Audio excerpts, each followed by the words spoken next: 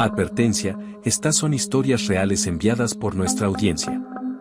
Los casos aquí contados pueden resultar de gran impacto, por lo que se recomienda discreción.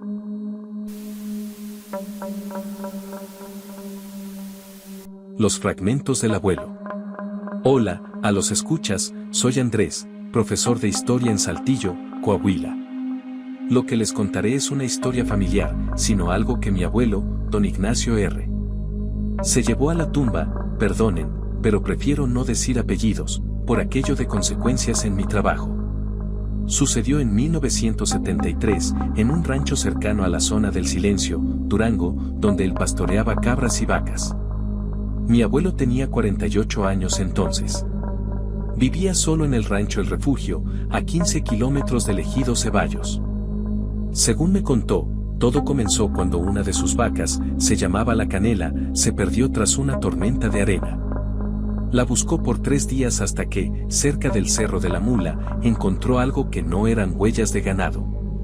Entre los matorrales, enterrados a medias, había 8 fragmentos de metal. No eran restos de tractores ni latas, eran planchas irregulares, del tamaño de una mano, con bordes tan afilados que cortaron su guante de cuero al tocarlas. Lo más extraño era su peso. Livianas como aluminio, pero imposibles de doblar o rayar. En una de ellas, vio grabado un símbolo, un triángulo invertido con círculos en cada vértice. Pensé que era tesoro de contrabandistas, me dijo el abuelo. Llenó una bolsa de yute con los fragmentos y los escondió bajo su cama. Esa noche, escuchó un motor acercarse. Eran las 2 de la madrugada cuando 3 hombres tocaron su puerta. Vestían trajes negros pero con vivos militares y uno llevaba un maletín de aluminio. Señor R., dijo uno de ellos, con un acento que no era de por estos rumbos, sino más bien parecía de la Ciudad de México, sabemos que encontró algo que no le pertenece. Mi abuelo negó todo, pero el hombre, sin amenazas directas, le dejó un mensaje que fue claro, asterisco, coopere, por su familia, asterisco. Así que entregó los fragmentos. Antes de irse, el hombre del maletín le advirtió, esto es asunto de seguridad. Si habla con alguien, le aseguro que nos encargaremos que nadie le crea. El carro en el que se fueron era una Ford F-100 verde, sin placas, pero con un logotipo desgastado en la puerta, SCT o CFE, nunca estuvo seguro. Mi abuelo contó que la vaca, La Canela, apareció muerta 2 días después, con los ojos cubiertos de una sustancia cristalizada. El veterinario no supo explicarlo. Después de eso, mi abuelo desarrolló una tos crónica y erupciones en las manos, donde había tocado los fragmentos. Los médicos le diagnosticaron exposición a químicos no identificados. Y en 2001, murió sin dar más detalles, pero antes de fallecer, me entregó una carta sellada.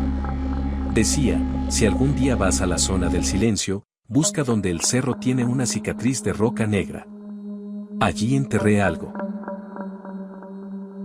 En 2018, viajé al lugar. La cicatriz a la que se refería era una grieta de 3 metros en la base del Cerro de la Mula, llena de arena y cascajo. Desafortunadamente no encontré nada, pero al medir la radiación con un contador Geiger prestado, la zona marcaba 0.15, lo que es normal, excepto en un punto específico en donde de golpe subía a 1.3, como si algo estuviera enterrado más abajo. En 2023, un informe desclasificado de la SCT de 1974, obtenido por Transparencia, menciona accidentes de transporte de materiales experimentales en Durango.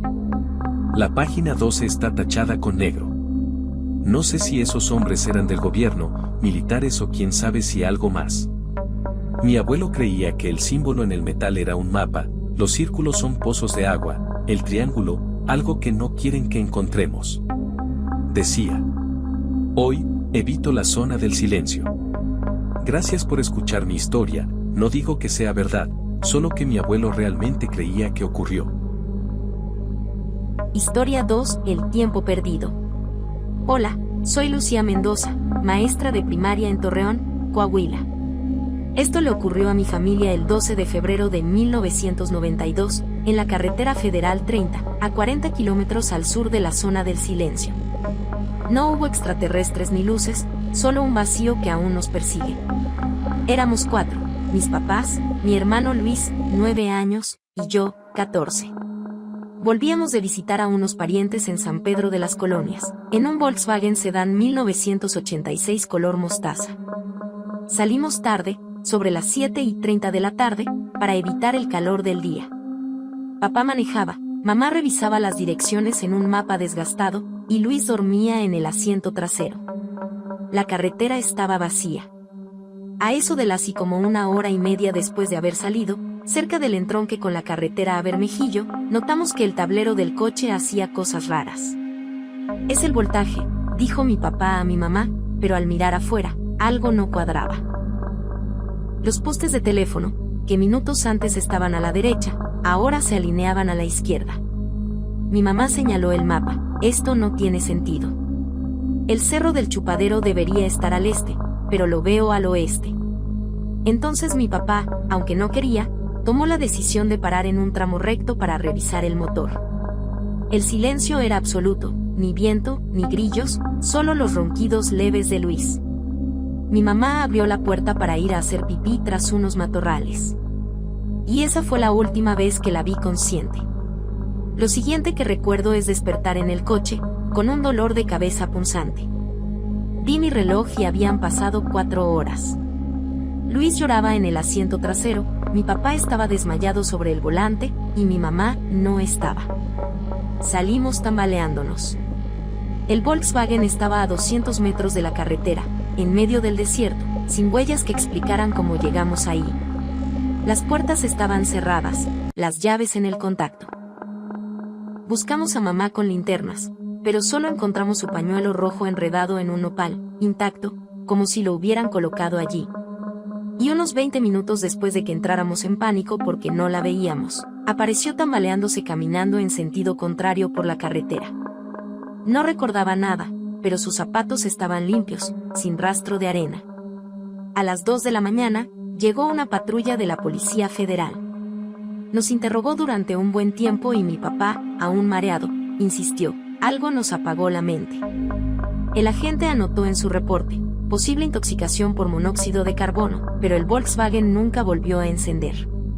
Un mecánico de Gómez Palacio halló el motor, desincronizado, como si lo hubieran desarmado y vuelto a armar mal.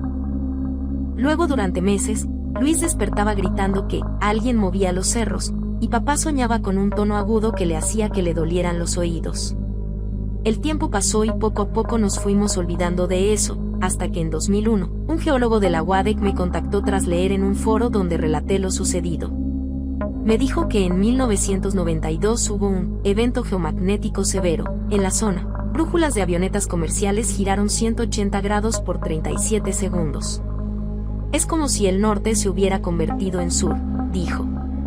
Gracias por escuchar. Y a los que dudan, pregunten en San Pedro por el Volkswagen mostaza abandonado en el desuesadero. El dueño dice que a medianoche, su claxon sonaba solo. 3 pitidos largos. Como un código. No olvides suscribirte y compartir para escuchar más historias reales de encuentros cercanos, y ten cuidado la próxima vez que mires al cielo, porque podría ser el próximo en vivir el efecto alien.